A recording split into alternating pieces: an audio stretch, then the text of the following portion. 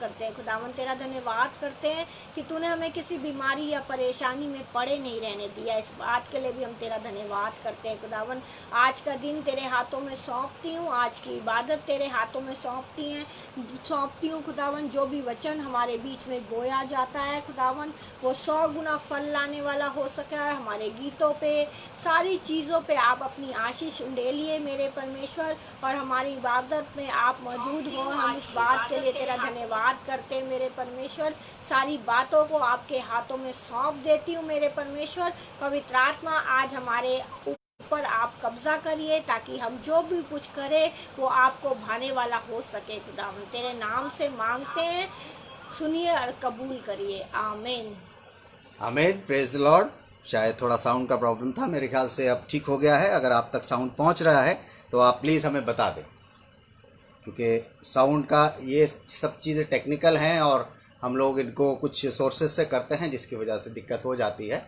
लेकिन आप अगर हमें नोटिफाई करते रहते हैं तो हमें पता चलता रहता है कि क्या प्रॉब्लम हो रही है। अगर आपको साउंड हमारा आ रहा है तो प्लीज़ आप हमें बता दें, ताकि हम अपनी आराधना को कंटिन्यू कर सकें। प्लीज़ जल्दी से आप हमें मैसेज कर दें कि हम अपनी अगर हमारा साउंड आप तक पहुंच रहा है तो।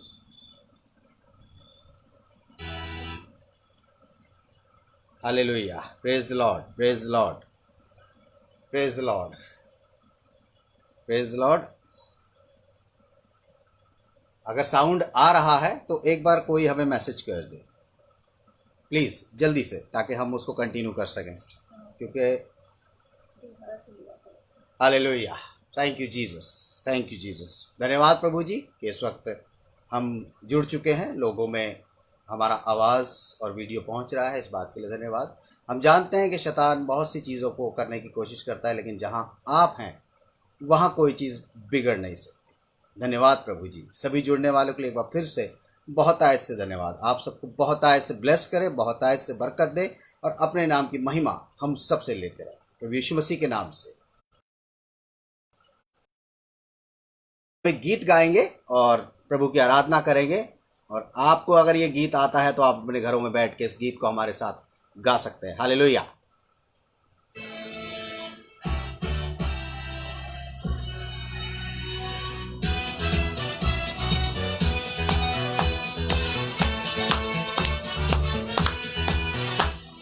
ओ जय जयकार, जय जयकार करे, ओ जय जयकार, जय जयकार करे। वो है हमारा राजा, राजा दुख संकट से बचाता बचाता, हम पर अपनी करुणा करता और करता उपकार। वो है हमारा राजा, राजा दुख संकट से बचाता बचाता, हम पर अपनी करुणा करता और करता उपकार। क्यों ना उस पर तन मन वारे दे अपना अधिकार। हो जय जयकार, जय जयकार करे, ओ जय जयकार, जय जयकार करे।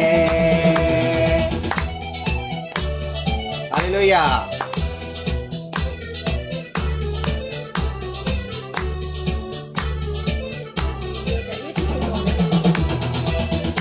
पर उसका भरोसा भरोसा, वो तो कभी ना डरेगा डरेगा। चाहे बीमारी, चाहे गरीबी, चाहे हो आकार, उस पर जिसका भरोसा भरोसा, वो तो कभी ना डरेगा डरेगा।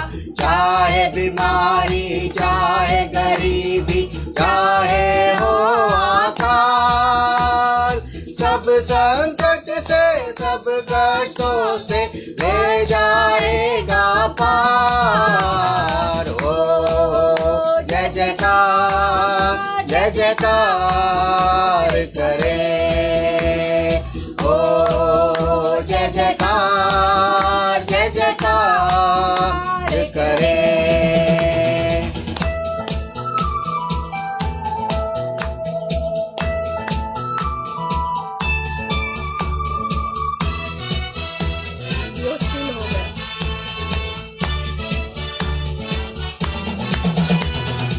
स्वर्ग है उसका सिंहासन सिंहासन, पृथ्वी बनी है आसन आसन, आकाश उसकी महिमा बताए, हस्तकला को दिखाए। स्वर्ग है उसका सिंहासन सिंहासन, पृथ्वी बनी है आसन आसन, आकाश उसकी महिमा बताए, हस्तकला को दिखाए। सारी सृष्टि उसकी रचना, उसका ही प्रताप। ओ जय जयकार जय जयकार करे, ओ जय जयकार जय जयकार करे, ओ जय जयकार जय जयकार करे, ओ जय जयकार जय जयकार करे। Praise the Lord, praise the lord, hallelujah. आइए हम लोग इस वक्त भजन संहिता पढ़ेंगे और मैं रिक्वेस्ट करूंगा अपनी वाइफ से कि भजन संहिता में हमारी अगुवाई करें।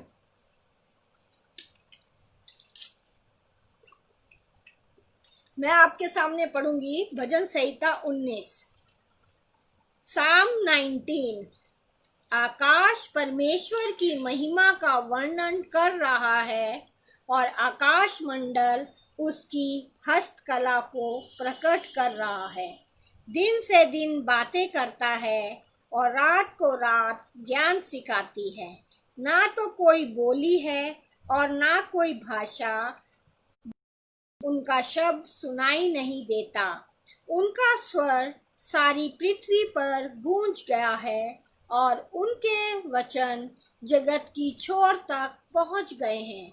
उनमें उसने सूर्य के लिए एक मंडप खड़ा किया है जो दूल्हे के समान अपने महल से निकलता है। वो शूरवीर के समान अपनी दौड़ दौड़ने में हर्षित होता है। वो आकाश के एक सिरे से निकलता है और वो उसके दूसरे सिरे तक चक्कर मारता है और उसकी गर्मी सबको पहुंचाती है। यहोवा की व्यवस्था खरी है, वो प्राण को बहाल कर देती है। यहोवा के नियम विश्वास योग्य हैं, साधारण लोगों को बुद्धिमान बना देते हैं।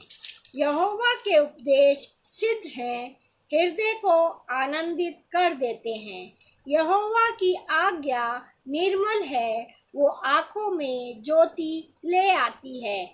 यहोवा का भय पवित्र है, वो अनंत काल तक स्थिर रहता है। यहोवा के नियम सत्य और पूरी रीति से धर्ममय हैं। वे तो सोने से और बहुत कुंदन से भी बढ़कर मनोहर है। वे मधु से और टपकने वाले छत्ते से भी बढ़कर मधुर हैं।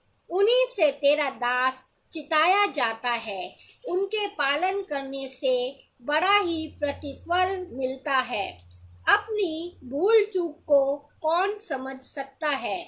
मेरे गुप्त पापों से तू मुझे पवित्र कर।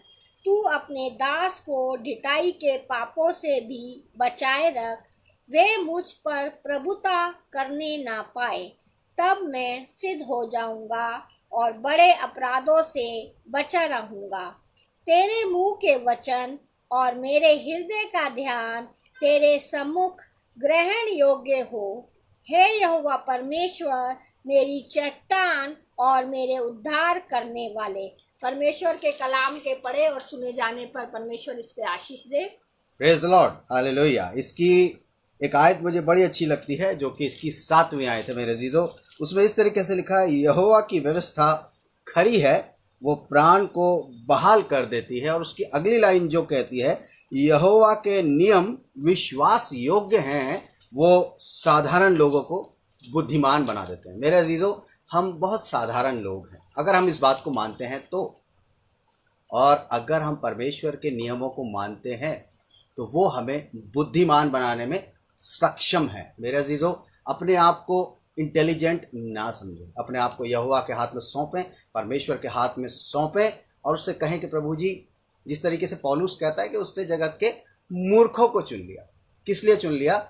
कि वो सिद्ध किए जाएं। मेरे अजीजों, ये वचन भी इसी तरीके से बताता है कि उसके नियम विश्वास योग्य हैं और साधारण लोगों को बुद्धिमान बना देते हैं। अगर आप बुद्धिमान बनना चाहते हैं, अगर आप इंटेलिजेंट बनना चाहते हैं और आप ऐसे व्यक्ति बनना चाहते हैं कि लोग आपकी तारीफ करें, तो आप साधारण बन जाइए परमेश्वर की नज़र में। तब ही जाके वो आपको अपने नियमों से, अगर आप उसके नियमों में विश्वास योग्य हैं, उसकी बातों को समझते हैं, उसके प्रार्थना, उसके वचन को पढ़ते हैं और जानते हैं इस बात को कि परमेश्वर आपको बुद्धिमान बनाने वाला है। Hallelujah, praise the Lord. आइए इस वक्त हम एक गीत और गाएंगे और इस गीत में हम अपने मनों को तैयार करेंगे, अपने दिलों को तैयार करेंगे।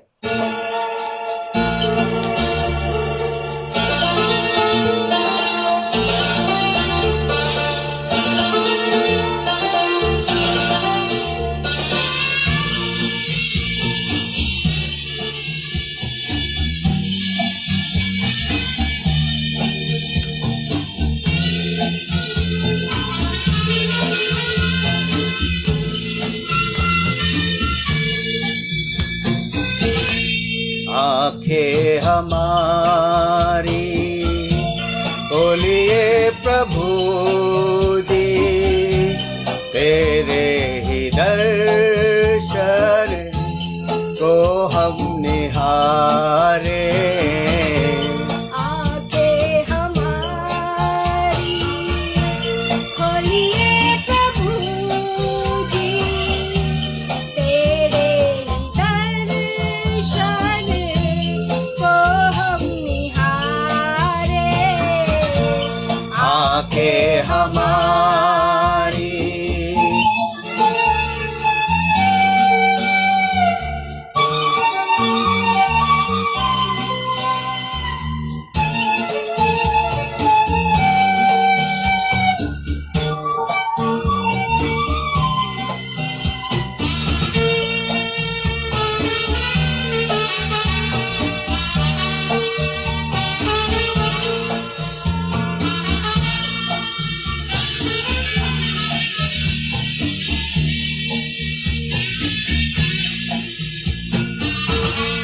प्यारे प्रभु ने आकर ज़मीन पर कैसा किया है हमसे मिलन।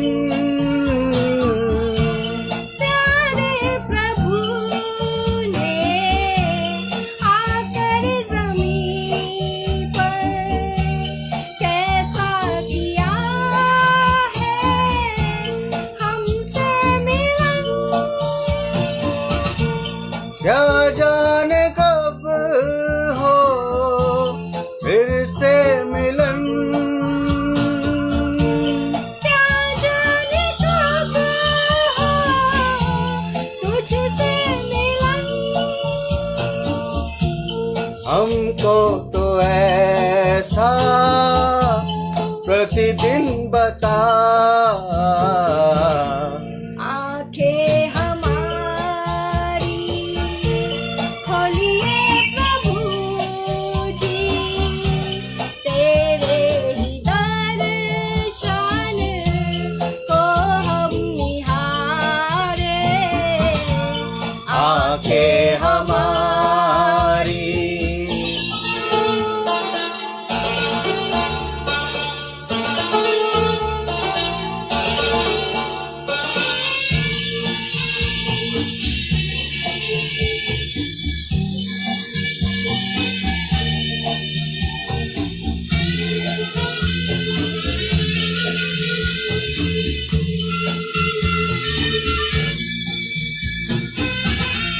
गाएंगे हम तो तेरी ही महिमा, चाहे वो सुख हो चाहे वो दुख हो।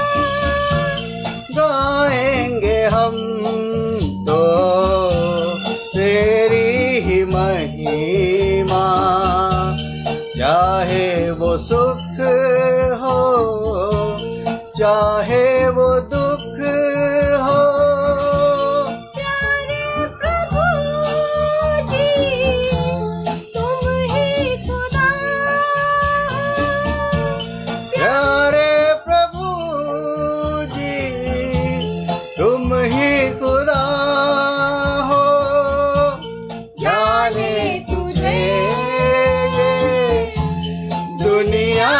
सारी आंखें हमारी खोलिए प्रभु जी, तेरे ही दर्शन को हम निहारे। आंखें हमारी खोलिए प्रभु जी, तेरे ही दर्शन को हम निहारे। आंखें हमारी।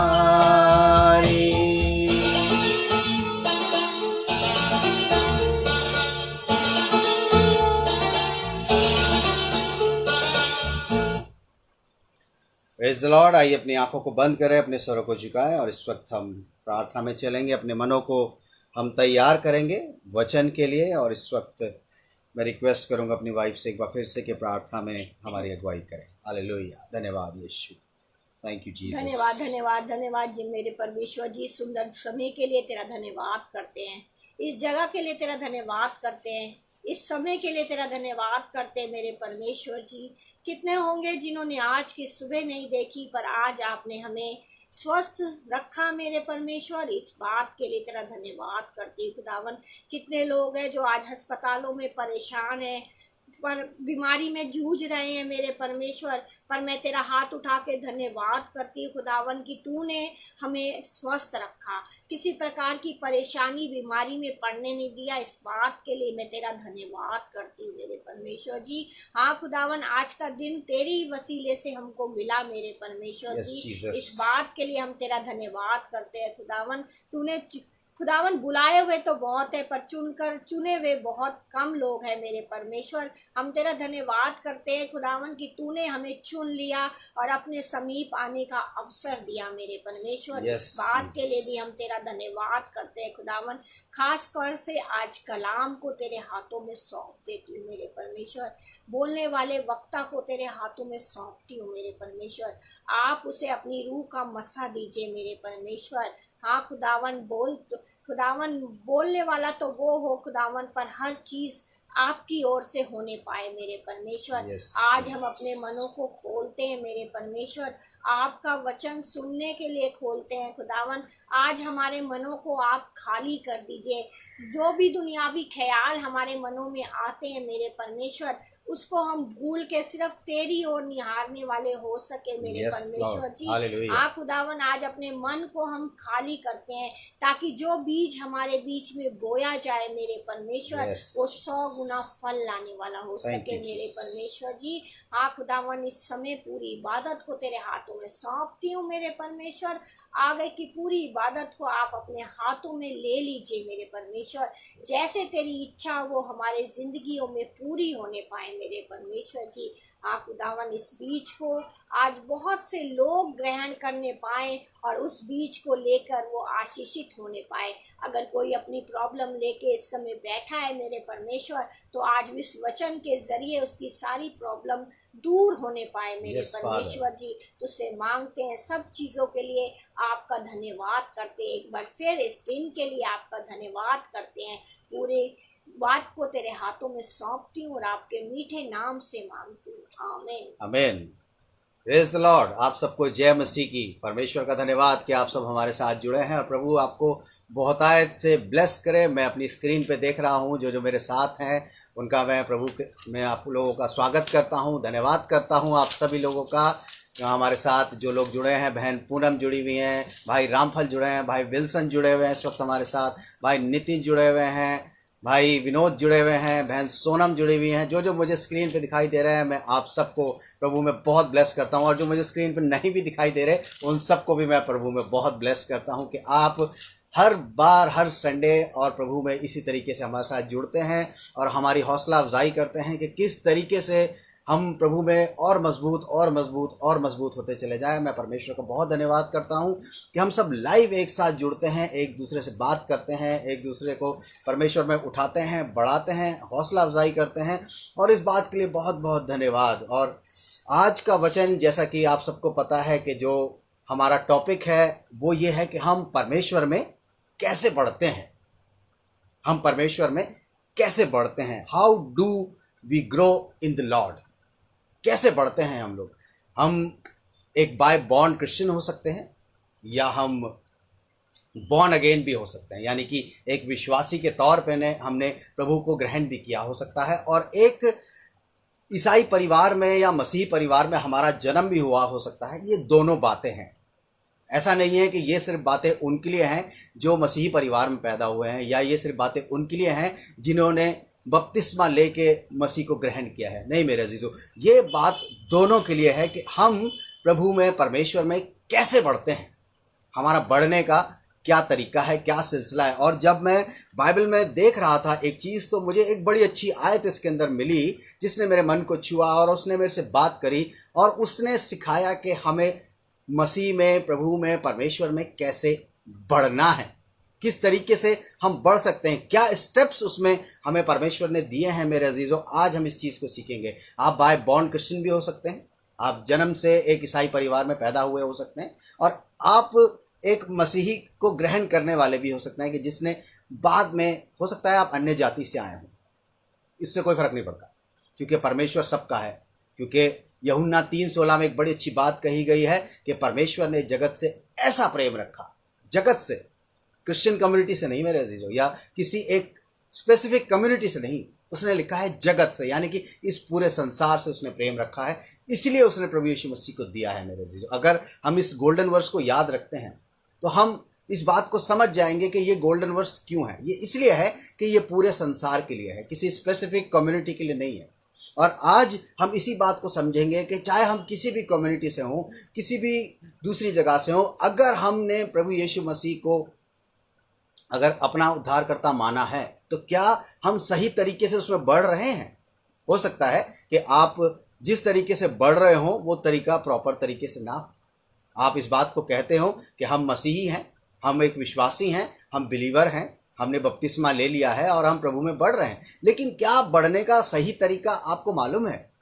बाइबल हमें बड़े अच्छे तरीके से डिस्क्राइब करती है कि हमें किस तरीके से मसीह में या परमेश्वर में अपने आप को ग्रो करना है, किस तरीके से हमें बढ़ना है। मेरे अजीजों, अगर आप आज कॉपी पेंसिल लेके नहीं बैठे हैं तो जल्दी से आप कॉपी पेंसिल लेके बैठ जाएं, क्योंकि आज बहुत अच्छी चीज़ आपको समझने में आने वाली है। परमेश्वर आपसे बात करने वाला है, क्योंकि हम में से हर किसी ना किसी में कुछ ना कुछ कमी ज़रूर पाई जाएगी, और उस कमी को दूर करने के लिए आज का वचन हम सब के लिए है, मेरे लिए भी है और आप सबके लिए भी है जो हमें देख रहे हैं, जो हमें सुन रहे हैं। मेरे अजीजों, मेरे साथ आप निकाल लें लूका की पुस्तक, उसका दूसरा अध्याय।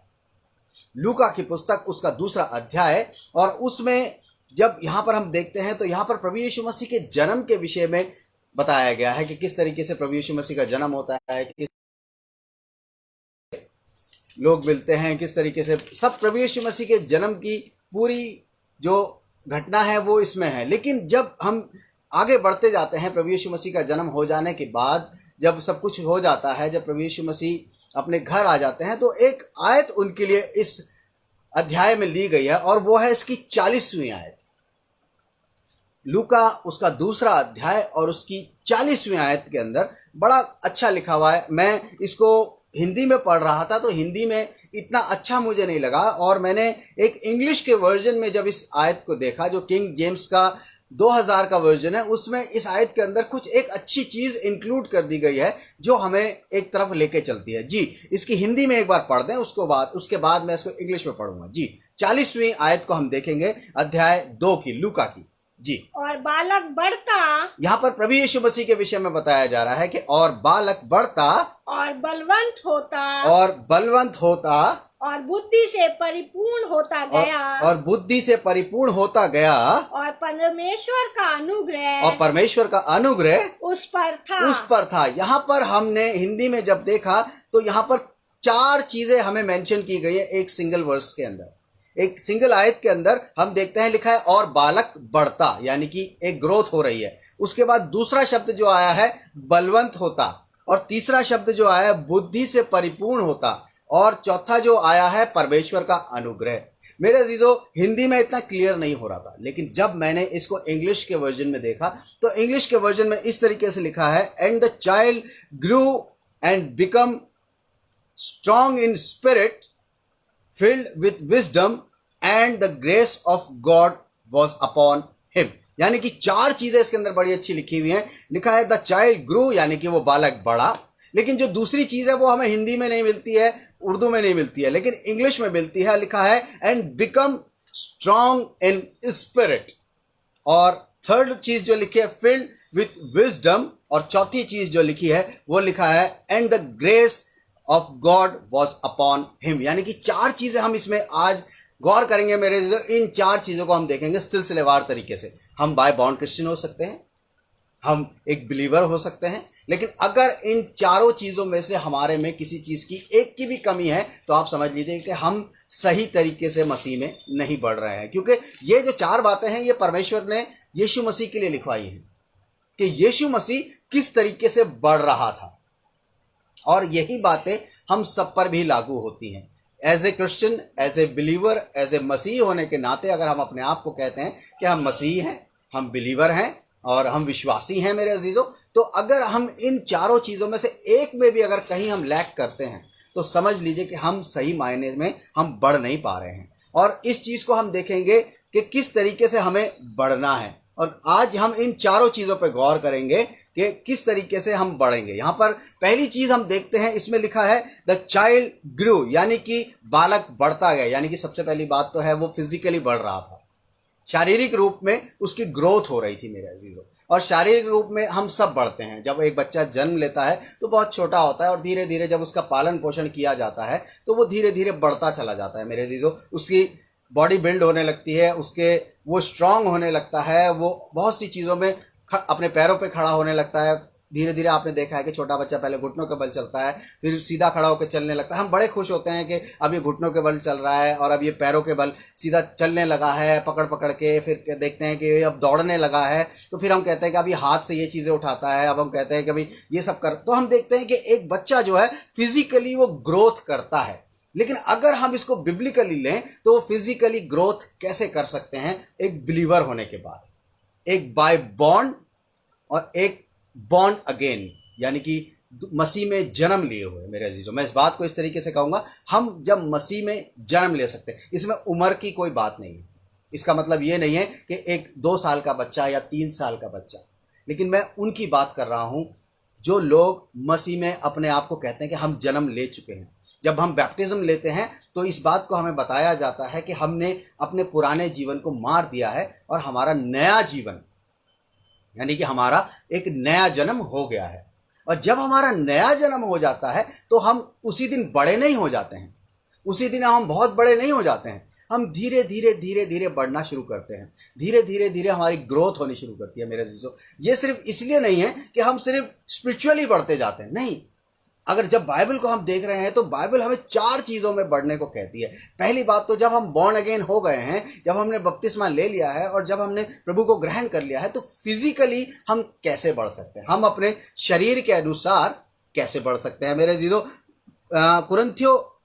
कुलसियों की पत्री उसका 3रा अध्याय, कुलसियों की पत्री उसका 3रा अध्याय और उसकी 22वीं और 22, 23, 24 आए। यहाँ पर हमें कुछ बढ़ने को कि हम शारीरिक रूप से एज ए बिलीवर या एज ए क्रिश्चियन या एज ए मसीही हम कैसे बढ़ सकते हैं फिजिकली। जी, इसमें बड़ा अच्छा लिखा हुआ है। जी, क्या लिखा हुआ है? हे सेवको, यहाँ पे लिखा हुआ है हे सेवको, यानी कि आप मसीह के सेवक बन गए हैं। जब जरूरी नहीं है कि आप कहें कि कोई अगर पास्टर है या कोई प्रभु का दास है या कोई खुदा का खादिम है तो वो ही सेवक है प्रभु का, नहीं। अगर जब आपने इस बात को कह दिया कि हमने मसीह को ग्रहण कर लिया तो आप मसीह के सेवक हो गए हैं। इस बात को समझ लीजिए, आप अब मसीह की सेवा में आ गए हैं। क्योंकि अगर जब हम इस बात को पढ़ते हैं कि प्रभु यीशु मसीह जब स्वर्ग पे जा रहे थे तो जाने से पहले वो एक काम सौंप के गए थे कि तुम जाओ और जगत के कोने तक मेरे सुसमाचार का प्रचार करो। तो ये काम सिर्फ उन लिमिटेड लोगों के लिए नहीं था, ये सबके लिए था मेरे चीजों। जो भी मसीह को ग्रहण करेगा ये उसके लिए। और फिजिकली यहाँ पर हम कैसे बढ़ सकते हैं? कहता है हे सेवको, जो शरीर के अनुसार तुम्हारे स्वामी हैं। यानी कि वो बताता है कि जब आप मसीह को ग्रहण कर लेते हैं तो परमेश्वर ने आपके ऊपर कुछ लोगों को रखा है, आपके ऊपर कुछ लोग नियुक्त किए गए हैं। हो सकता है वो आपके पास्टर हो सकता है वो आपके एल्डर हो सकता है कि आपके अगुवे हैं जो आपको गाइड करते हैं। लिखा है शरीर के अनुसार तुम्हारे जो स्वामी हैं, यानी कि जो शरीर के अनुसार, यानी कि फिजिकली जो आपको दिखाई देते हैं। अभी हम स्पिरिचुअली बात नहीं कर रहे, अभी हम फिजिकल की बात कर रहे हैं। फिजिकली जो आपको दिखाई देते हैं, क्या लिखा है उसके आगे? हे सेवको, जो शरीर के अनुसार तुम्हारे स्वामी हैं, जी हाँ, सब बातों में उनकी आज्ञा का पालन करो। उनकी आज्ञा का पालन करो, यानी कि जो कमांड आपको एक पास्टर की तरफ से, एक एल्डर की तरफ से, चर्च लीडर की तरफ से अगर आपको मिलती है तो बाइबल हमें साफ कहती है कि उसका पालन करना है। और पालन कैसे करेंगे? अगर किसी को यह कहा गया कि भाई तुम जाके फिजिकली आप वहां पे अपेयर होना है, हो सकता है खड़े होने की ड्यूटी हो कि आज वहां पे कन्वेंशन है, आपको वहां पे जाके अपनी ड्यूटी फिजिकली देनी है, आपको खड़े होकर लोगों को रिसीव करना है, ये फिजिकली बढ़ना है। अगर अरे नहीं वहां कौन जाएगा, हम कहां खड़े होंगे, हम तो भैया चर्च में जब दुआ शुरू होगी जब आके बैठ जाएंगे। नहीं मेरे अजीजों, बाइबल बड़ा साफ कहती है कि हे सेवको, शरीर के अनुसार जो तुम्हारे स्वामी हैं उनकी आज्ञा का पालन करो। आगे क्या कहता है वो, बड़ा ध्यान से सुनिएगा इस बात को जी। मनुष्यों को प्रसन्न करने वाले के समान, मनुष्यों को प्रसन्न करने वाले के समान, दिखाने के लिए नहीं। वो कहता है कि कोई काम जब हम करते हैं तो लोगों को दिखाने के लिए कि लोग प्रसन्न हो जाएं। जी आगे क्या कहता है? परंतु मन की सिधाई और परमेश्वर के भय से हो कि अगर आपको ड्यूटी मिली है कि जो कि हे से, अगर किसी को कहा गया बेटा आप जाके वहां पे ड्यूटी दीजिए, या सर आप वहां जाके ड्यूटी दीजिए, बहन वहां जाके आपको ये काम करना है। या बड़ी छोटी सी बात आपको बताऊंगा कि अक्सर चर्च की बात होती है कि चर्च में बेंचेस लगानी होती हैं, या चेयर्स लगानी होती हैं, या चर्च का सेटअप लगाना होता है, या चर्च की सफाई के बारे में बातचीत आती है। तो उसके लिए तो एक बड़ा अच्छा सा एक्सक्यूज आता है, भाई चर्च के लिए चर्च बेरर को रखा गया है, वो ये सब काम करेगा। मेरे अजीजों नहीं, मैं इसको पर्सनली जानता हूं क्योंकि मैंने अपनी सेवकाई को इसी काम से शुरू किया था। मुझे कहने में कोई शर्म नहीं है कि मैंने जब अपनी सेवकाई शुरू करी थी तो मुझे मेरे पादी साहब ने कहा कि चर्च की सफाई कौन करेगा। तो मैं आपको सही बताना चाहता हूँ, ये मेरे जीवन की गवाही है। ऑटोमेटिकली मेरा हाथ ऊपर उठ गया था कि जी मैं करूँगा, और मैंने उस काम को किया। मैंने अपनी वाइफ के साथ उस काम को मिलके किया। हम लोग चर्च की झाड़ू पोछा लगाते थे, और हम वहाँ की चेयर्स लगाते थे, इवन टॉयलेट तक साफ करते थे। मेरे अजीजों, ये शरीर के अनुसार जो तुम्हारे सेवक हैं उनकी आज्ञा का पालन करो। किसकी तरफ से है? ये मनुष्यों को दिखाने के लिए नहीं था, लेकिन परमेश्वर के भय में। हमें परमेश्वर देख रहा था मेरे अजीजों। और उसके आगे क्या लिखा हुआ है जी? 23वीं आयत, मनुष्यों को प्रसन्न करने वालों के समान दिखाने के लिए नहीं, जी हाँ, परंतु मन की सिधाई और परमेश्वर के भय से। जी उसके आगे क्या लिखा हुआ है? जो कुछ तुम करते हो, यहाँ पे बड़ा साफ लिखा है कि जो कुछ तुम करते हो तन मन से करो। पहला शब्द आया है मेरे जीजो, तन, यानी कि फिजिकली होना बहुत जरूरी है। तन से करना है, मन तो बात की बात है, सेकंड चीज है मन, लेकिन पहली चीज है जो कुछ तुम करते हो तन मन। अगर मन हटा भी दे यहां से तो तन से करो। जी आगे क्या लिखा हुआ है? ये समझकर कि मनुष्यों के लिए नहीं, परंतु प्रभु के लिए करते हो। मेरे अजीजों, अगर आप फिजिकली कैसे बढ़ेंगे, फिजिकली आप कैसे बढ़ेंगे, ये तरीका बाइबल में हमें बताया गया है कि हम फिजिकली कैसे बढ़ सकते हैं प्रभु में। वो कहता है कि तुम जानते हो। जी इसके आगे 24वीं आयत क्या कहती है? क्योंकि तुम जानते हो कि तुम्हें इसके बदले प्रभु से मिरास मिलेगी। तुम्हें इसके बदले प्रभु से मिरास मिलेगी। तुम प्रभु मसीह की सेवा करते हो। मेरे अजीजों, किसी और की नहीं करते हो आप। अगर आपके ऊपर कुछ लीडर्स दिए गए हैं, आपके ऊपर कुछ एल्डर्स दिए गए हैं, आपके ऊपर अगुवे दिए गए हैं जो आपको कमांड करते हैं, अगर आप अपने आप को बिलीवर कहते हैं, तो अगर आप कहते हैं कि हमने मसीह में नया जन्म ले लिया है, तो आपकी ग्रोथ कैसे होगी? एकदम से आप स्पिरिचुअल नहीं हो जाएंगे मेरे अजीजों, ऐसा नहीं होता है। आपको उस माहौल में आना पड़ेगा, उसमें रमना पड़ेगा, धीरे धीरे आपको बढ़ना पड़ेगा। हो सकता है ये चीज़ें सारे लोग मेरी एक्सेप्ट ना कर पाए, लेकिन मैं इसको अपने पर्सनल एक्सपीरियंस से इसलिए बताता हूँ क्योंकि मैंने यहीं से शुरुआत करी है। और आज प्रभु ने मुझे जिस जगह रखा है, मैं परमेश्वर का धन्यवाद करता हूँ कि आज भी मैं इस बात के लिए तैयार रहता हूँ कि अगर चर्च में कोई भी काम है तो मैं पर्सनली उसको फिजिकली करने के लिए तैयार रहूं। मेरे अजीजों, इसमें लिखा हुआ है कि ये जब हम तन और मन से करते हैं तो परमेश्वर को दिखाने के लिए करते हैं, लोगों को दिखाने के लिए नहीं। और हम मुझे पता है कि इसके बदले में मेरे लिए बहुत कुछ रखा हुआ है। वो कहता है तुम्हारे लिए मिरास रखी हुई है। एक बड़ा अच्छा आपको उदाहरण देना चाहूँगा जो कि हमें उत्पत्ति की किताब में मिलता है। उत्पत्ति की जो किताब है उसमें हम जानते हैं कि परमेश्वर ने आदम को बनाया, आदम को अपने हाथों से बनाया, फिजिकली रूप उसको दिया। एक मिट्टी का पुतला था, उसको पहले गढ़ा, फिर उसमें जान डाली, वो जिंदा हो गया। और यहाँ पर हम देखते हैं कि किस तरीके से आदम को बनाने के बाद फिजिकली उसको काम करने को कहा गया। उत्पत्ति उसका 2 अध्याय और उसकी 15वीं आयत में बड़ी अच्छी बात लिखी हुई है। जी क्या लिखा हुआ है यहाँ पर? तब यहोवा परमेश्वर ने आदम को लेकर अदन की वाटिका में रख दिया। परमेश्वर ने आदम को बनाया और उसको एक जगह रख दिया, यानी कि वो बॉर्न हो चुका था परमेश्वर में, परमेश्वर द्वारा ही उसने जन्म लिया था और उसको परमेश्वर ने एक जगह रखा, जिसे हम अदन की वाटिका कहते हैं, जिसे हम पैराडाइज कहते हैं, जिसे हम अलग अलग नामों से बहुत तरीके से जानते होंगे। लेकिन यहाँ पर बाइबल के अंदर जिक्र आया है अदन की वाटिका में रखा कि वो उसमें काम करे, यानी कि फिजिकली वर्क करने के लिए उसको वहां रखा था मेरे अजीजों। इसलिए नहीं रखा था कि वहां बैठा रहे कि बस नहीं भाई अब तो मैं परमेश्वर ने मुझे बना दिया, मैं परमेश्वर का बच्चा हूं, मैं परमेश्वर के लिए कुछ नहीं करूंगा, मैं बैठा हूं बस, ओके जी हो गया मेरा काम खत्म, परमेश्वर में बैठ गए। नहीं, परमेश्वर ने उसको इसलिए रखा अदन की वाटिका में कि वो वहां पर काम करे और उसकी रक्षा करे। रिस्पॉन्सिबिलिटी दी जाती है किसी भी व्यक्ति को। चर्च के अंदर यूथ होता है, उसको रिस्पॉन्सिबिलिटी दी जाती है, बेटा आपने ये काम करना है। लेडीज होती हैं, उनको रिस्पॉन्सिबिलिटी दी जाती है। जेंट्स मिनिस्ट्री होती है, उनको दी जाती है कि आपको ये सारे काम करने हैं। और सिर्फ जो शरीर के अनुसार तुम्हारे स्वामी है मेरे अजीजों, वो लिखा है कि बालक बढ़ता गया, फिजिकली पहले बढ़ा ना, हमें भी फिजिकली बॉर्न अगेन होने के बाद बढ़ना है मेरे अजीजों। पहली चीज को ध्यान रख लीजिए कि जो भी हमारे स्वामी हैं, जो भी हमारे ऊपर अगुए दिए गए हैं, जो हमारे एल्डर्स हैं, अगर वो हमें प्रभु के काम के लिए कोई बात कहते हैं तो हमें उनकी बात अगर मान रहे हैं हम, तो इस बात को समझ लीजिए कि ये काम आप उनके लिए नहीं कर रहे हैं, ये आप परमेश्वर के लिए कर रहे हैं। और ये आपके मसीह में बढ़ने में, ग्रोथ में ये कारण बनेगा। और आप समझेंगे जब आप इन कामों को, छोटे छोटे कामों को करके जब आप समझेंगे, तब आपको पता चलेगा आपने ये काम किया था, इसके बदले में परमेश्वर ने आपको ये आशीष दी, आपने ये किया था। बहुत सारे काम होते हैं मिनिस्ट्री के अंदर, बहुत सारे काम होते हैं, प्रभु में बढ़ने में बहुत सारे काम होते हैं। लेकिन कई लोग इस कामों को करना नहीं चाहते। अरे छोड़ो, हम तो भैया चर्च जाएंगे और दुआ में जाएंगे, बस इतना करेंगे और हम आ जाएंगे, बाकी काम हमसे नहीं होते।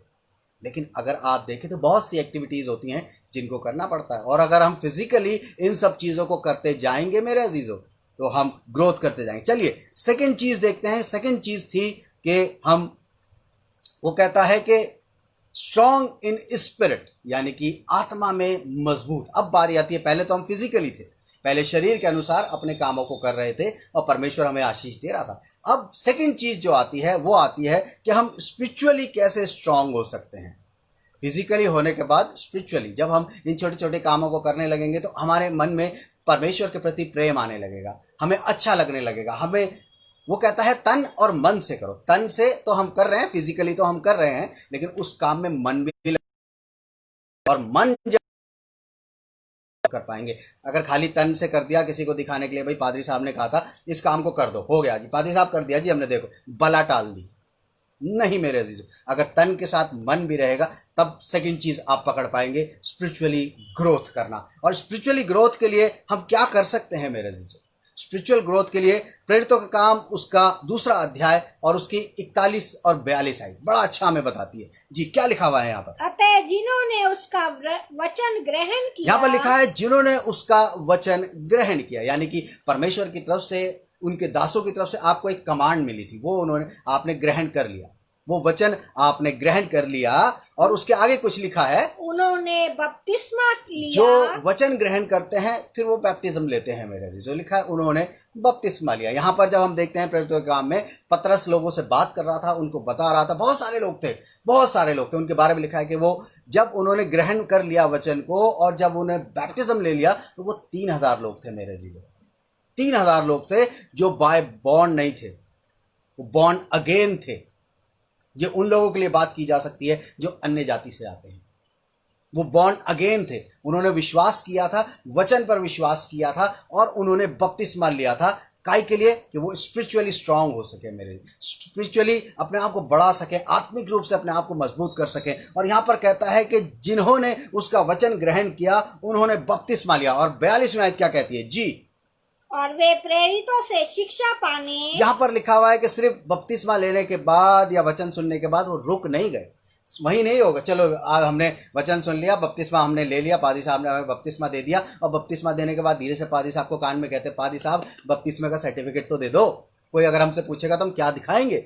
मेरे अजीजों, ये तो दुनियावी तरीका है कि आपने बपतिस्मा लिया और उसका कागज मांग रहे हैं। लेकिन सही मायने में अगर स्पिरिचुअली ग्रोथ करनी है, अगर आत्मा में मजबूत होना है मेरे अजीजों, आत्मा में प्रभु में बढ़ना है मेरे अजीजों, क्योंकि वचन कहता है कि वो लड़का बढ़ता गया और हिंदी में लिखा बलवंत होता गया, यानी कि स्पिरिचुअली स्ट्रांग होता चला गया मेरे अजीजों। स्पिरिचुअली स्ट्रांग होने के लिए क्या करना पड़ेगा? बैप्टिज्म लेने के बाद रुक नहीं जाना, स्टेबल नहीं होया। चलो जी हमारा बपतिस्मा हो गया, हमने प्रभु को ग्रहण कर लिया, ओके, अब पादी साहब कहेंगे संडे को चर्च आ जा तो आ जाए, बस नहीं, बहुत सी बातें उसके बाद करनी पड़ेंगी। लिखा हुआ है कि वो प्रेरितों से शिक्षा पाने और संगति रखने और रोटी तोड़ने और प्रार्थना करने में लॉलीन रहे। मेरे अजीजों, फिजिकली स्ट्रांग होने के लिए 4 चीजें मेंशन की गई हैं बाइबल के अंदर। 4 चीजें बाइबल के अंदर मेंशन की गई हैं कि हम स्पिरिचुअली कैसे स्ट्रांग हो सकते हैं, आत्मिक रूप से हम कैसे मजबूत हो सकते हैं, आत्मिक रूप से हम कैसे बढ़ सकते हैं। पहली बात कहता है कि वो प्रेरितों से शिक्षा पाने, यानी कि जो आपके एल्डर्स हैं, जो आपके अगुए हैं, जो आपके ऊपर प्रभु ने खादिम दिए हैं, आप उनसे शिक्षा पाते रहें, आप उनसे बाइबल की नॉलेज को लेते रहें, प्रभु की बातें उनसे सीखते रहें। सबसे पहली बात है शिक्षा पाने। आपको शिक्षित होना है प्रभु के वचन में मेरे अजीजों, आपको एजुकेट होना है वर्ड ऑफ गॉड में मेरे अजीजों, और ये काम प्रभु के दास आपके लिए करते हैं। लिखा हुआ है वो प्रेरितों से शिक्षा पाने, और दूसरी चीज एक और लिखी हुई है, और संगति रखने, यानी कि संगति रखने, यानी कि गैदरिंग होनी बहुत जरूरी है। यानी कि जब आपको कहा जाता है कि फलानी जगह दुआ है, फलानी जगह प्रेयर मीटिंग है, फलानी जगह चर्च में आपने आना है, लोग कहते हैं जी हम तो पादी साहब अपने घर में दुआ कर लेते हैं, चर्च में आके क्या करेंगे, हैं क्या होता है? लेकिन बाइबल इस चीज को मेंशन करती है कि संगति रखनी है मेरे अजीजों। बाइबल एक बड़ी अच्छी बात बताती है कि बुरी संगति अच्छे चरित्र को बिगाड़ देती है, बुरी संगति। लेकिन यह नहीं लिखा कि अच्छी संगति, है ना। बुरी संगति के बारे में बताया कि अगर हम अच्छी संगति में नहीं जाएंगे, बुरी संगति में बैठेंगे मेरे अजीजों तो बिगड़ते चले जाएंगे। लेकिन अच्छी संगति में जाने के लिए यहां कमांड है कि संगति रखने, और तीसरी बात और रोटी तोड़ने का मतलब यहां पर है होली कम्युनियन से मेरे अजीजों। प्रभु के जो प्रभु ने हमको काम सौंपा है कि मेरी यादगारी में ये किया करो, जिसे हम प्रभु भोज भी कहते हैं, जिसे हम आशा भी कहते हैं मेरे अजीजों, उसके विषय में लिखा हुआ है कि और रोटी तोड़ने और प्रार्थना करने में लॉलीन रहे मेरे अजीजों। यानी लॉलीन का मतलब होता है लगे रहे, कंटिन्यूअस उस काम को करते थे। वो शिक्षा भी पाते थे मेरे अजीजों, संगति भी करते थे एक साथ बैठ के, होली कम्युनियन भी एक साथ लेते थे, और प्रार्थना भी मेरे साथ वो एक साथ करते थे। इन 4 चीज़ों को करने के बाद जब हम अपने आप को इसमें प्रभु में कहते हैं कि हमारा जन्म हो चुका है, तो हमारे लिए बहुत ज़रूरी है कि हम वर्ड ऑफ गॉड को सीखें। हम सीखें कि किस तरीके से हमें वर्ड ऑफ गॉड रीड करना है, किस तरीके से हमें उसे पढ़ना है, किस तरीके से हमें सुनना है उसे। पिछले दिनों हम सुनने पे बात कर रहे थे, किस तरीके से हमें प्रार्थना में बने रहना है, और किस तरीके से प्रभु। एक चीज़ और हम देखेंगे, पहला इतिहास उसका 16वां अध्याय और उसकी 8वीं और 9वीं आयत हमें बड़ी अच्छी बात बताती है कि किस तरीके से हम और स्पिरिचुअली ग्रोथ कर सकते हैं। पहला इतिहास उसका 16वां अध्याय और उसकी 8वीं और 9वीं आयत जी क्या कहती है? यहोवा का धन्यवाद करो। कहता है कि यहोवा का धन्यवाद करो। थैंक्स गिविंग मेरे अजीजों बहुत जरूरी है। आप परमेश्वर से आशीष तो पाते हैं कई बार, लेकिन अरे चलो ठीक है मिल गई कोई बात नहीं, लेकिन यहाँ पर लिखा है अगर स्पिरिचुअली ग्रोथ करनी है तो यहाँ पर बहुत जरूरी है कि थैंक्स गिविंग आपके जीवन में होनी जरूरी है। परमेश्वर का धन्यवाद करो जी, उससे प्रार्थना करो, देश देश में उसके कामों का प्रचार। जी हाँ मेरे अजीजों, देश देश में उसके कामों का प्रचार करना है। जो आपके साथ वो मिरेकल्स करता है, जो आश्चर्य कर्म करता है, जो मौजे करता है, वो लोगों को बताना है, अपनी गवाहियों को लोगों को देना है मेरे अजीजों। जाके प्रभु के बारे में बताना है कि प्रभु ने हमारे जीवन में ये काम किया। लोग शर्माते हैं जब उनसे कहा जाता है आप अपनी गवाही दीजिए, तो लोग शर्माते हैं कि नहीं वो तो ठीक है कोई बात नहीं। नहीं मेरे अजीजों, लिखा हुआ है बाइबल के अंदर कि उसके कामों का प्रचार देश देश में जाके करना है, लोगों को बताना है। मेरे को पता है है कि ज़्यादातर लोग देश देश नहीं जा सकते, लेकिन अपने आस पड़ोस में, अपने गली मोहल्लों में, अपने दोस्तों में, अपने फ्रेंड्स में, अपने और रिश्तेदारों में बैठ के उन गवाहियों को दे सकते हैं, उसके कामों का प्रचार कर सकते हैं। आगे क्या लिखा हुआ है जी? उसका गीत गाओ, उसका गीत गाओ, उसका भजन करो। यानी कि प्रेज एंड वर्शिप निरंतर करते रहना जरूरी है मेरे अजीजों। प्रेज एंड वर्शिप से हम स्पिरिचुअली स्ट्रांग होते चले जाते हैं मेरे अजीजों। जब हम प्रेज एंड वर्शिप करते हैं, जब प्रभु की स्तुति आराधना करते हैं, तो हम अपने आप में महसूस करेंगे कि आत्मा हमारे को भर रहा है और प्रभु के नजदीक हम चले जाते हैं और प्रभु के नजदीक चले जाते हैं जी। और कुछ लिखा हुआ है इसके आगे, उसके सब आश्चर्य कर्म का ध्यान करो। और लिखा हुआ है कि उसके सब आश्चर्य कर्मों पर ध्यान करो। यानी कि जो मिरेकल्स वो हमारी लाइफ में करता है, जो मौजे करता है, उनको हमेशा याद रखना है मेरे अजीजों। भूलना नहीं है कि परमेश्वर चाहे छोटी सी चीज़ भी उसने करी हो, चाहे बहुत बड़ी चीज़, उसके लिए सारी चीज़ें बराबर है मेरे अजीजों। लेकिन यहाँ पर हम देखते हैं कि वो कहता है कि उससे उसके आश्चर्य कर्मों को हमें ध्यान रखना है मेरे अजीजों। अगर हम स्पिरिचुअली स्ट्रांग होना चाहते हैं तो इस बात को समझ लें कि जो हमने बपतिस्मा ले लिया, वचन को ग्रहण कर लिया, उसके बाद जब हमें बढ़ना है तो हमें शिक्षा पानी है प्रेरितों से, और संगति करनी है, प्रार्थना करनी है, उसको धन्यवाद देना है, उसके कामों का प्रचार करना है, उससे आश्चर्य कर्मों को याद करना है, उसका भजन गाना है, उसकी प्रेज एंड वर्शिप करनी है मेरे अजीजों। तभी जब हम इन चीज़ों में बने रहेंगे ना, तब जाके हम स्पिरिचुअली स्ट्रांग हो पाएंगे मेरे अजीजों। हम शारीरिक रूप से बढ़ गए, लेकिन स्पिरिचुअल रूप से हम इस तरीके से बढ़ सकते हैं। पहला स्टेप है शारीरिक रूप से यानी फिजिकली ग्रोथ, और दूसरा है स्पिरिचुअली ग्रोथ मेरे अजीजों। तीसरी चीज़ हम देखेंगे जो शायद के अंदर लिखी हुई है, और बुद्धि से परिपूर्ण होता चला गया मेरे अजीजों। यानी कि यहाँ पर एक बात और आई है कि बुद्धि का होना भी बहुत ज़रूरी है। आप स्पिरिचुअली स्ट्रांग हो सकते हैं, फिजिकली स्ट्रांग हो सकते हैं, लेकिन क्या इंटेलेक्चुअली आप स्ट्रांग हैं? क्या बुद्धिमान हैं मेरे अजीजों? बाइबल के अंदर बुद्धि के विषय में बहुत अच्छी बात लिखी है पूरा। अगर आप नीति वचन पढ़ते हैं तो वो बुद्धि के विषय में ही लिखा है। उसमें बताया गया कि बुद्धि जो है वो मेरी सहेली है, बुद्धि जो है वो मेरी सखी है। उसके बारे अगर ये सब हम अपने पे अप्लाई करना शुरू कर दें तो कितनी अच्छी बात होगी मेरे अजीजों। और यहाँ पर जब मैं इस चीज़ को देख रहा था कि हम बुद्धि में कैसे बढ़ सकते हैं, बड़ी अच्छी बात बाइबल के अंदर लिखी है। याकूब उसका पहला अध्याय और उसकी 5वीं आयत क्या कहता है? हो सकता है कि हम बुद्धिमान ना हो, इस बात को हम कहते हैं भाई हम तो बुद्धिमान नहीं है। परमेश्वर खुद इस बात को कहता है कि उसने मूर्खों को चुन लिया।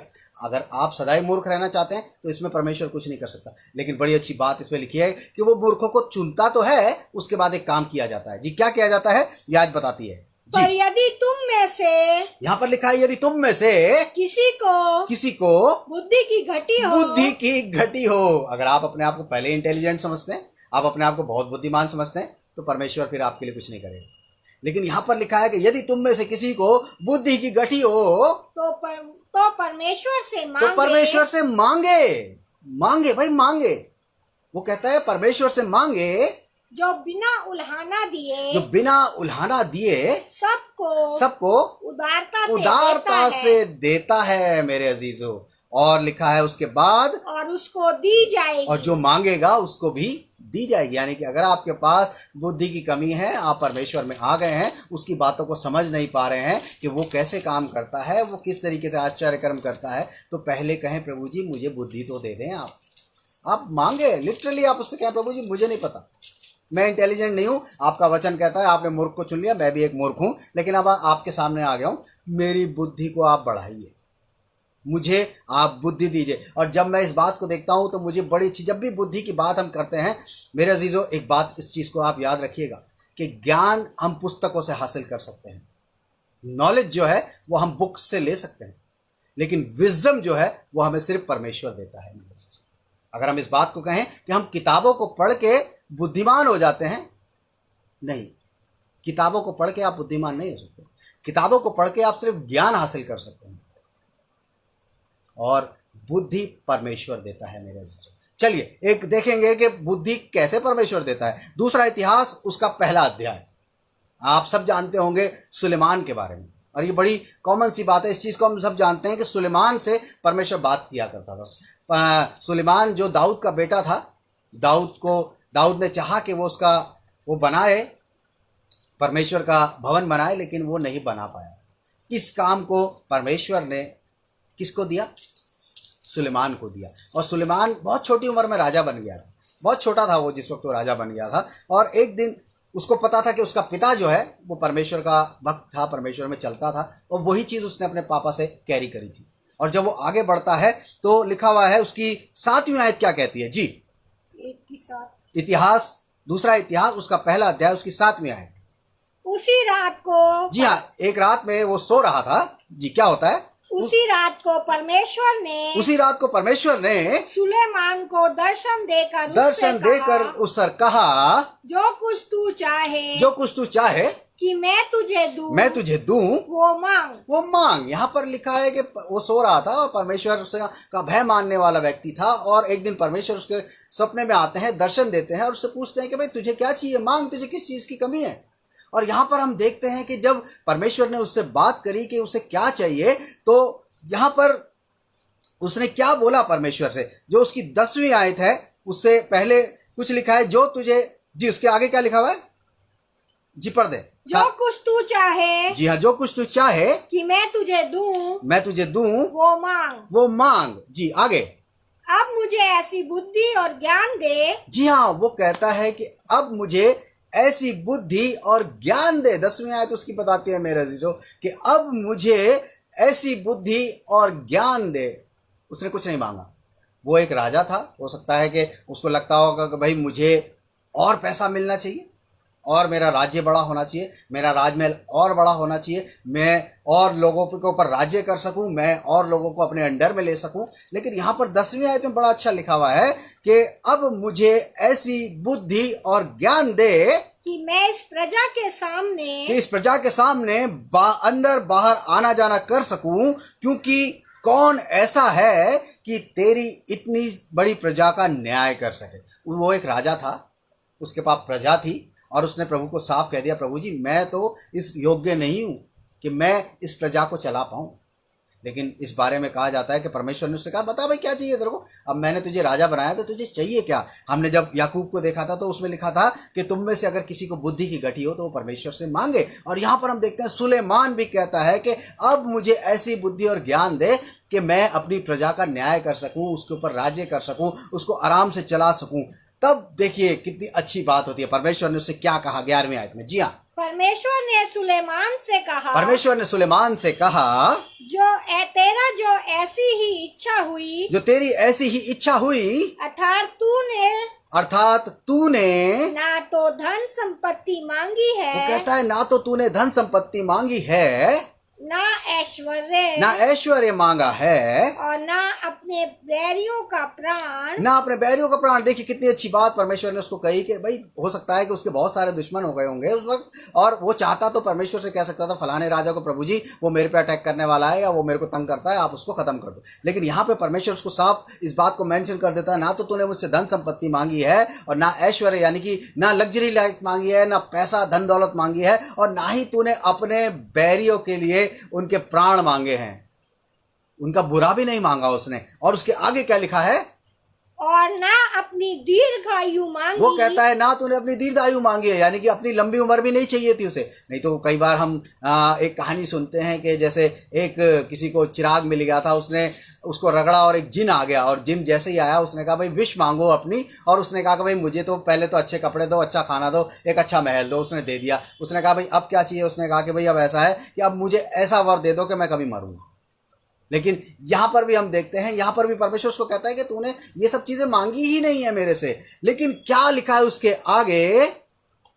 जी, ना तूने अपनी दीर्घायु मांगी, केवल बुद्धि और ज्ञान वर मांगा है। तूने बुद्धि और ज्ञान का वर मांगा है मेरे जो, ज्ञान का वर, बुद्धि का वर, यानी कि जो उसकी विश थी वो सिर्फ ये थी कि प्रभु मुझे आप बुद्धि दे दो, मुझे बुद्धि दे दो। जी, उसके आगे क्या लिखा है? जिससे तू मेरी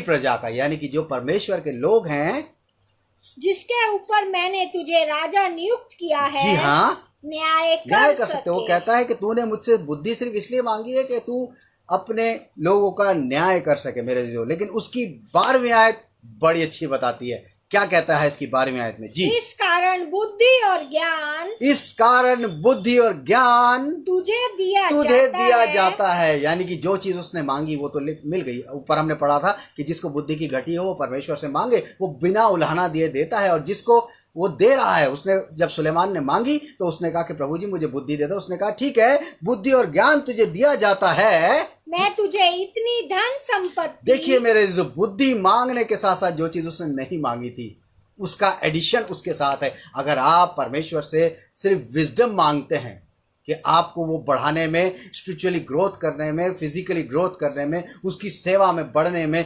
सहायता करे, तो परमेश्वर क्या बात कहता है? कहता है कि तुझे बुद्धि और ज्ञान तो दिया जाता है और मैं तुझे इतना धन संपत्ति और ऐश्वर्य दूंगा जितना ना तो तुझसे पहले किसी राजा को मिला और ना ही तेरे बाद किसी राजा को मिलेगा। ये प्रॉमिस है मेरे अजीजों। अगर आप सिर्फ परमेश्वर से बुद्धि मांगेंगे तो आपको सारी चीजें मिलेंगी। बाइबल एक बात बड़ी अच्छी बताती है कि पहले उसके धर्म और राज्य की खोज करो, बाकी सारी वस्तुएं तुम्हें यूं ही मिल जाएंगी।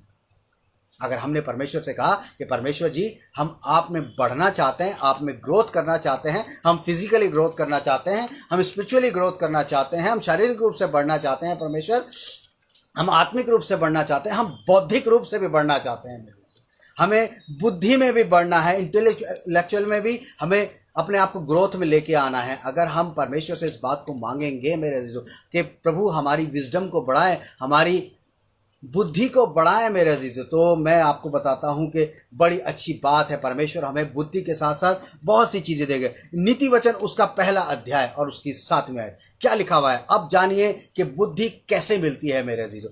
मांगने से मिल जाती है। आपने परमेश्वर से कहा बुद्धि दे दो, परमेश्वर ने दे दी। लेकिन नीति वचन हमें एक बड़ी अच्छी चीज सिखाने की कोशिश करती है। जी, यहोवा का भय मानना, यहाँ पे लिखा है यहोवा का भय मानना, यानी कि परमेश्वर से डरना बुद्धि का मूल है। बुद्धि का मूल है। यानी कि बड़ा उर्दू में मैं देख रहा था तो उर्दू में बड़ा अच्छा लगा मुझे। लिखा हुआ है हिकमत इससे शुरू होती है कि हम खुदावन का खौफ माने।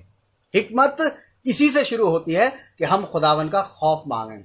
अगर मेरे अजीजों आप अपने आप को बुद्धिमान समझना चाहते हैं, आप चाहते हैं कि आप बुद्धिमान कहलाएं, तो आप परमेश्वर का भय मानने लगे, उससे डरने लगे, तो अपने आप आप बुद्धिमान कहलाएंगे मेरे अजीजों। अगर आप परमेश्वर का भय मानते हैं मेरे अजीजों तो आप बुद्धिमान कहलाएंगे। पहली चीज हमने देखी फिजिकली ग्रोथ, दूसरी चीज हमने देखी स्पिरिचुअली ग्रोथ, और तीसरी चीज हमने देखी कि हम बुद्धि में कैसे बढ़ सकते हैं मेरे अजीजों। चौथी चीज हम देखेंगे, एक लास्ट चीज जो हमारे लिए सबसे जरूरी है मेरे अजीजों, और अगर हमारे पास ये नहीं है तो हम ग्रोथ नहीं कर पाएंगे। चौथी चीज में हमें बताया गया है, और वो परमेश्वर के अनुग्रह में, उसका परमेश्वर का अनुग्रह उस बालक पर था, यानी कि परमेश्वर का अनुग्रह उस बच्चे पर था। तो क्या हमारे ऊपर परमेश्वर का अनुग्रह है मेरे अजीजों? इस चीज को सोचना बहुत जरूरी है कि क्या ग्रेस जो परमेश्वर की है वो हमारे ऊपर है, उसका फजल हमारे ऊपर है कि नहीं है। इस चीज को जानना बहुत जरूरी है।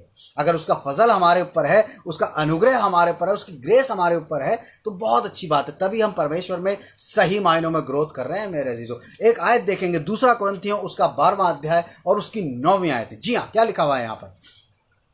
बड़ी अच्छी बात लिखी। पौलुस कुछ कहता है जी, पर उसने मुझसे कहा, वो कहता है, पौलुस इस बात को कहता है, और उसने मुझसे कहा मेरा अनुग्रह तेरे लिए बहुत है, तेरे लिए बहुत है। मेरा अनुग्रह तेरे लिए बहुत है। तेरे पास कुछ हो ना हो, धन संपत्ति हो ना हो, तेरे पास अच्छा घर हो ना हो, तेरे पास गाड़ी हो ना हो, लेकिन अगर मेरा अनुग्रह तेरे ऊपर है, ये कैसे होगा मेरे अजीजों?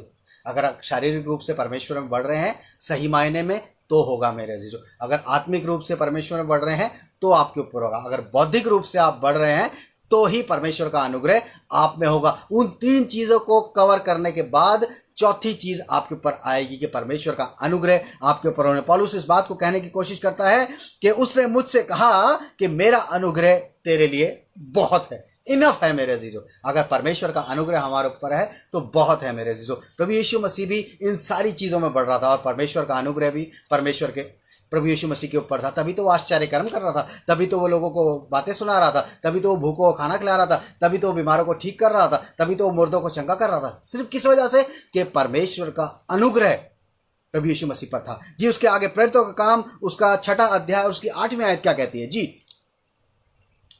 प्रेरितों का काम उसका 6वां अध्याय और उसकी 8वीं आयत क्या कहती है? स्तिफनुस अनुग्रह और सामर्थ से जी हाँ, परिपूर्ण होकर जी हाँ, लोगों में बड़े बड़े जी हाँ। अद्भुत काम और चिन्ह दिखाया करता था। यहाँ पर स्टीफनुस जो स्टीफन था उसके बारे में बताया गया। प्रेरितों के काम में स्टीफन के बारे में जब हम पढ़ते हैं तो उसे सबको पता है कि उसको लोगों ने पत्थर से मार मार के मार दिया था। मेरे अजीजों, किस वजह से मार दिया था आप जानते हैं? सिर्फ इसलिए मार दिया था, लिखा हुआ है कि स्टीफनुस अनुग्रह और सामर्थ से परिपूर्ण हो चुका था। परमेश्वर का अनुग्रह उस पर हो चुका था, परमेश्वर की सामर्थ उस पर हो चुकी थी। और लिखा है कि वो लोगों को बड़े बड़े अद्भुत काम दिखाता था और परमेश्वर के बड़े बड़े चिन्ह दिखाया करता था, आश्चर्य कर्म बताया करता था, लोगों के लिए वो बड़े बड़े काम किया करता था। यहाँ पर हम देखते हैं वो किस वजह से करता था कि परमेश्वर का अनुग्रह उस पर था। मेरे अजीजों, अगर हमारे ऊपर भी परमेश्वर का अनुग्रह होगा तो हम भी बड़े बड़े काम करेंगे। हम लोगों के लिए प्रार्थना करेंगे,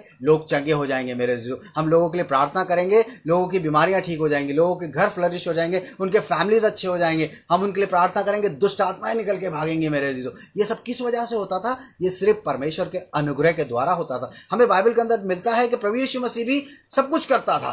क्यों? क्योंकि लिखा है कि उसके ऊपर परमेश्वर का अनुग्रह था। और यहाँ पर जब हम स्टीफन के बारे में पढ़ते हैं तो यहाँ पर भी लिखा हुआ है कि परमेश्वर का अनुग्रह और सामर्थ उसके ऊपर थी। मेरे अजीजों, हमारे को भी अगर हम परमेश्वर में ग्रोथ कर रहे हैं, परमेश्वर में बढ़ रहे हैं, तो इस चीज़ का भी होना बहुत ज़रूरी है कि परमेश्वर का अनुग्रह हमारे ऊपर होना ज़रूरी है। एक आयत और देखेंगे जल्दी से मेरे अजीजों, 1 कुरिन्थियों उसका 15वां अध्याय और उसकी 10वीं आयत क्या कहती है? यहाँ पे जल्दी से पढ़ते हैं इसको। परंतु मैं जो, जी हाँ, पौलुस यहाँ पे बताने की कोशिश करता है कि परंतु मैं जो कुछ भी हूँ, जी हाँ, परमेश्वर के अनुग्रह से हूँ। पौलुस को हम सब जानते हैं। पौलुस ने नए नियम के अंदर कितने सारे लेटर्स लिखे हुए हैं हम सब जानते हैं कि 13 लेटर्स हम उसके अंदर देखते हैं कि जो उसके द्वारा लिखे गए हैं। मेरे अजीजों, उन सारे लेटर्स के अंदर वो अपने आप को बताने की कोशिश करता है कि किस तरीके से वो परमेश्वर की सेवकाई करता है, किस तरीके से वो जेल में रह के सेवकाई करता है, किस तरीके से वो रास्ते में रह के सेवकाई करता है। वो इस बात को बताता है, लेकिन वो इसलिए कहता है कि परंतु मैं जो कुछ भी हूँ परमेश्वर के अनुग्रह से हूँ। वो इस बात को क्लियर कर देना चाहता है कि परमेश्वर के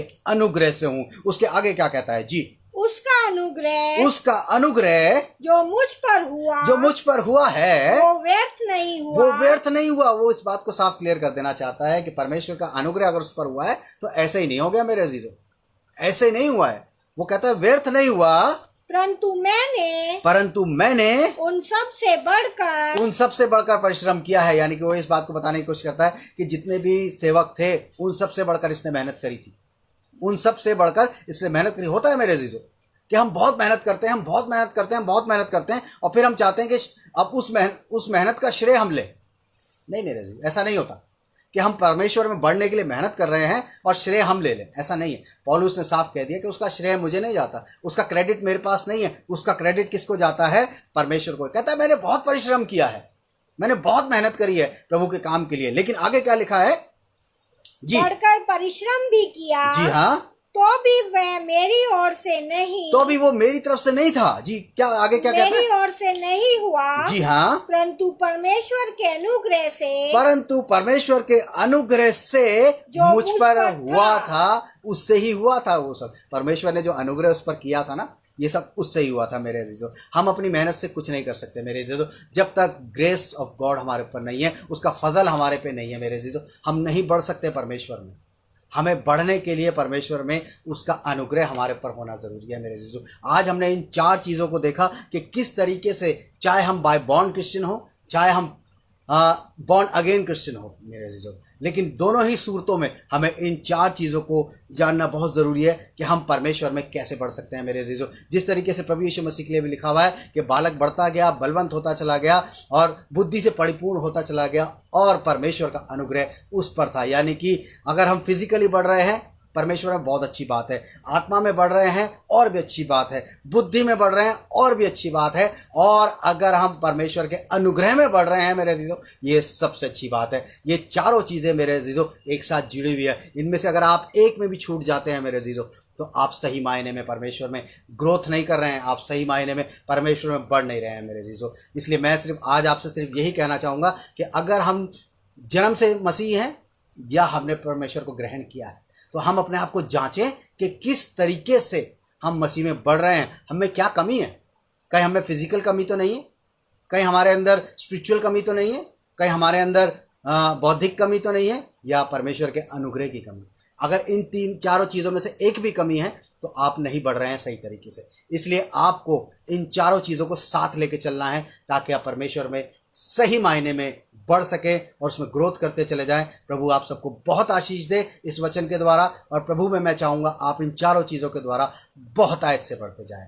प्रभु यीशु मसीह के मधुर और मीठे नाम में आप सबको बहुतायत से आशीष मिलती चली जाए और आशा बढ़ते चले जाए। आइए हम लोग दुआ करेंगे, अपनी आंखों को बंद करें, अपने सरों को झुकाएंगे। Hallelujah, thank you Jesus. धन्यवाद यीशु, धन्यवाद यीशु, धन्यवाद यीशु, धन्यवाद यीशु आज के वचन के लिए प्रभु जी, जो आपने हम सबको दिया कि हमें आप में कैसे बढ़ना है प्रभु जी। हो सकता है कि प्रभु जी हम बहुत सी चीज़ों में लैग कर जाते हों, बहुत सी चीज़ों में हम पिछड़ जाते हों कि हमें आप में कैसे बढ़ना है। लेकिन प्रभु जी ये बहुत ज़रूरी है कि फिजिकल भी हम आप में बढ़ें प्रभु जी, स्पिरिचुअली भी आप में बढ़ें प्रभु जी, मेंटली भी आप में बढ़ें, और प्रभु जी साथ में आपका अनुग्रह भी हम पर होना बहुत ज़रूरी है प्रभु जी, ताकि हम सब आप में बढ़ते हुए प्रभु जी और आपके नाम को महिमा दे सकें प्रभु जी। इस वक्त जितने लोग हमारे साथ जुड़े हैं उन सब के लिए प्रार्थना करते हैं प्रभु जी, उन सब के ऊपर अनुग्रह रहे प्रभु जी, उन सब के ऊपर आपकी दया रहे प्रभु जी। हम उस बहन के लिए प्रार्थना करते हैं प्रभु जी जो ये चाहती है कि उसकी बात को गुप्त रखा जाए प्रभु जी, किसी से ना कहा जाए। वो आजकल बहुत टेंशन में है प्रभु जी, और हम जानते हैं कि आप उस बहन को देख रहे हैं प्रभु जी, इस बच्चे को देख रहे हैं प्रभु जी। आपकी बेटी है वो प्रभु जी, आपने उसको अपने लिए चुना है प्रभु जी। उसके ऊपर आप अपनी दया करें प्रभु जी, अपना अनुग्रह करें प्रभु जी। जो भी उसको टेंशन है प्रभु जी, जो भी डिप्रेशन है प्रभु जी, वो आपके नाम से जाता रहे प्रभु जी। हम उस बहन का नाम नहीं लेंगे, लेकिन आप उस बहन को जानते हैं, हमारे मन को जानते हैं, उस बहन के मन को जानते हैं प्रभु जी, और आप उसको उससे छुटकारा देंगे प्रभु जी। हम जानते हैं, हम इसीलिए आपसे प्रार्थना करते हैं कि आप हमारी प्रार्थनाओं को सुने प्रभु जी, क्योंकि आप गुप्त में सुनने वाले प्रभु भी हैं प्रभु जी। इसलिए हमने उस बहन के लिए आपसे प्रार्थना करी है ताकि आप उस बहन पे अपनी दया, अपना अनुग्रह करें, उसको नजात दें प्रभु जी सारी चीज़ों से, ताकि वो आराम से आपके ऊपर मन लगा के खुशी खुशी अपने जीवन को बिता सके प्रभु जी। इस वक्त एक बार फिर से प्रार्थना करते हैं भाई कुलदीप के लिए प्रभु जी, जिन्होंने अपने जॉब के लिए प्रार्थना करवाई थी प्रभु जी, और उनको एक जॉब मिल गई है और वो आपका धन्यवाद करना चाहते हैं प्रभु जी। उनके धन्यवाद को आप ग्रहण करें और उनके लिए और भी अच्छे रास्तों को खोलें प्रभु जी। हम जानते हैं कि आप उनके जीवन से बहुत कुछ करवाना चाहते हैं, उनके जीवन से बहुत कुछ चाहते हैं प्रभु जी। उनके लिए एक ऐसे द्वार को खोल दें जो उनके लिए सदा का द्वार हो प्रभु जी, और वो इस बात को कह सके कि हमारे प्रभु ने हमारे लिए द्वार खोला है और वो कोई नहीं बंद कर सकता प्रभु जी। धन्यवाद करते हैं, साथ ही प्रार्थना करते हैं प्रभु जी उनकी ईचिंग के लिए प्रभु जी, उनके साथ हो प्रभु जी। उनको जो भी दवाई वो यूज़ करते हैं उसको ब्लेस करें प्रभु जी, ताकि वो ठीक हो सकें प्रभु जी। ये उनका ऐसा टाइम है प्रभु जी कि वो बहुत दिक्कतों में रह रहे हैं प्रभु जी, बड़े परेशान हैं, लेकिन हम चाहते हैं कि ये उनके परीक्षा की घड़ी है कि वो अपने आप को स्टेबल कर सके प्रभु जी। हम शैतान को उनके जीवन से बाहर निकालने का हुक्म देते हैं और उनके जीवन के लिए आपकी आशीषों को मांगते हैं प्रभु जी। इस वक्त प्रार्थना करते हैं सिस्टर माया के लिए प्रभु जी, जो कि डॉक्टर द्वारा बताया गया है कि कैंसर है प्रभु जी, लेकिन हम उसको कैंसिल करते हैं प्रभु जी और आपसे उनकी चंगाई को निरंतर मांग रहे हैं, और हमारा विश्वास है कि आप उनको चंगाई दे रहे हैं प्रभु जी। इस वक्त प्रार्थना करते हैं राहुल के प्रभु जी, जो कि वीकनेस फील करता है प्रभु जी, वो ठीक नहीं है प्रभु जी, कमज़ोरी आ रही है, उसको भी प्रभु जी आप चंगाई दें प्रभु जी, ताकि वो बिल्कुल स्वस्थ हो सके और अपने काम को अच्छे तरीके से कर सके प्रभु जी। इस वक्त प्रार्थना करते हैं प्रभु जी कि भाई मनोज हाबिल की पूरी फैमिली के लिए प्रभु जी कि आप उनको भी संभाल के रखें, उनकी मिसेस के साथ हो, जबकि वो प्रभु जी हॉस्पिटल में जॉब करती हैं, बहुत सा इन्फेक्शन है प्रभु जी, हम चाहते हैं कि उनको आप संभाल के रखें, अपने लहू के बाड़े में बांध के रखें प्रभु जी, ताकि आपके नाम की महिमा उस परिवार के द्वारा हो सके। वो परिवार आपके भय में बढ़ने वाला है प्रभु जी। भाई मनोज के साथ भी हो, उनके बच्चों के साथ भी हो, उनकी पूरी फैमिली को आप बहुत तायत से ब्लेस करें प्रभु जी। हम जानते हैं कि जब हम आपसे प्रार्थना करते हैं तो आप हमारी प्रार्थना को सुनते हैं प्रभु जी। इस वक्त हम प्रार्थना करते हैं बहन मीनू स्पीडी के लिए प्रभु जी, जबकि उनका 6 तारीख को जन्मदिन है प्रभु जी। हम चाहते हैं कि उनको आप संभाल के रखें। पिछले सालों में आपने उनको संभाला, आने वाले आगे भी सालों में प्रभु जी आप उनको बहुत आयत से बरकत दें प्रभु जी, ताकि वो आपके नाम को जान के आपके नाम की महिमा कर सकें और आने वाले साल में अपने परिवार में बहुत सी खुशियों को लाने वाली हो सके। हम जानते हैं कि आप उनके ऊपर अपना अनुग्रह बनाए हुए हैं। इस वक्त प्रार्थना करते हैं भाई राजेश के लिए प्रभु जी, जबकि उनका जन्मदिन 8 तारीख को है प्रभु जी। होने दीजिए प्रभु जी उनके ऊपर भी आपकी दया, आपका अनुग्रह जैसे पिछले सालों में बना रहा, इस साल में भी जो भी उनकी इच्छाएं हैं, मनोकामनाएं हैं, वो सब आप में होकर पूरी होती चली जाए। उनके परिवार के साथ हो, उनकी मिसेस के साथ हो, उनके बच्चों के साथ हो प्रभु जी, और उनके खत्तों को आप अपने खजानों से भरते चले जाए प्रभु जी, ताकि उनको किसी भी चीज़ की घटी ना होने पाए प्रभु जी। एक बार फिर से इन सभी नामों के लिए आपसे प्रार्थना करते हैं प्रभु जी, जिनको हमने लिया है उन सबको प्रभु जी आप बहुत आय से ब्लेस करें, चंगाई दें और प्रभु जी अपने में मजबूत करते चले जाए। इस वक्त प्रार्थना करते हैं जितने लोग हमारे साथ जुड़े हैं प्रभु जी, जितने लोग हमें देख रहे हैं, सुन रहे हैं प्रभु जी, उनको भी आप बहुत आयत से ब्लेस करें। यदि किसी के जीवन में किसी प्रकार की कोई परेशानी है, तकलीफ है, बीमारी है, आप उन्हें दूर करें प्रभु जी, ताकि वो सारा उनका परिवार आप में मजबूत होता जाए और आपके नाम में महिमा पाता चला जाए प्रभु जी। हम अपने लिए भी प्रार्थना करते हैं कि आप अपने लिए हमें इस्तेमाल करते हैं, हमें और बढ़ाएं प्रभु जी, अपनी बुद्धि से भरें, अपनी आत्मा से भरें, हमें फिजिकली स्ट्रॉन्ग करें, मेंटली स्ट्रॉन्ग करें, और सबसे बड़ी बात प्रभु जी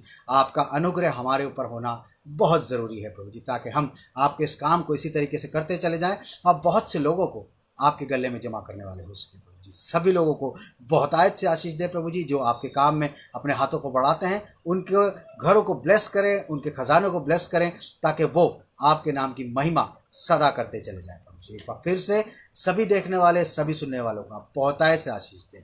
इस विनती को मांगते हैं अपने उद्धारकर्ता प्रभु यीशु मसीह के नाम से, आमीन।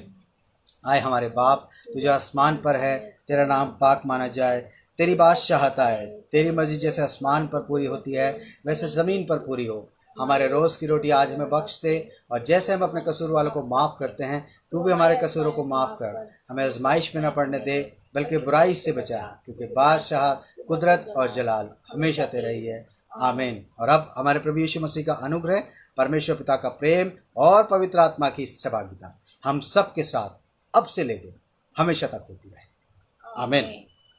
Praise the Lord. आप सबको जय मसीह की। आपसे मेरी रिक्वेस्ट है कि अगर आपके पास कोई भी प्रेयर रिक्वेस्ट होती है तो आप सैटरडे को हमें भेज दिया करें। आपके पास हमारा व्हाट्सएप नंबर है, या आप हमें फेसबुक पे मैसेंजर के थ्रू भी भेज सकते हैं। आप हमें भेज दें ताकि हम पहले से आपकी प्रेयर रिक्वेस्ट को अपने पास लिस्टेड कर लें, ताकि हम आराम से प्रार्थना कर सकें। क्योंकि कई बार ऐसा होता है कि जब आप मैसेज करते हैं तो वो मैसेज मिस भी हो जाता है, तो हम आपके लिए प्रार्थना नहीं कर पाते। इस बात के लिए हम आपसे क्षमा चाहेंगे। लेकिन अगर आपको कभी भी लगता है कि कोई भी चीज़ आपको प्रार्थना में रखवानी है, तो आप हमें पहले से उसकी रिक्वेस्ट भेज दें, ताकि हम उस चीज़ को हम सब मिलके आपके लिए प्रार्थना कर सकें। आप सबको प्रभु बहुत आशीष दे, अपने में बढ़ाते चले जाए, आपके परिवारों में प्रभु बहुत आशीष दे। इसी तरीके से हमारे साथ जुड़ते रहें और हमारी हौसला अफजाई करते रहें। आप सबको जय मसीह की, प्रेज द लॉर्ड, और प्रभु का अनुग्रह और शांति आप सबके ऊपर बनी है। Thank you very much.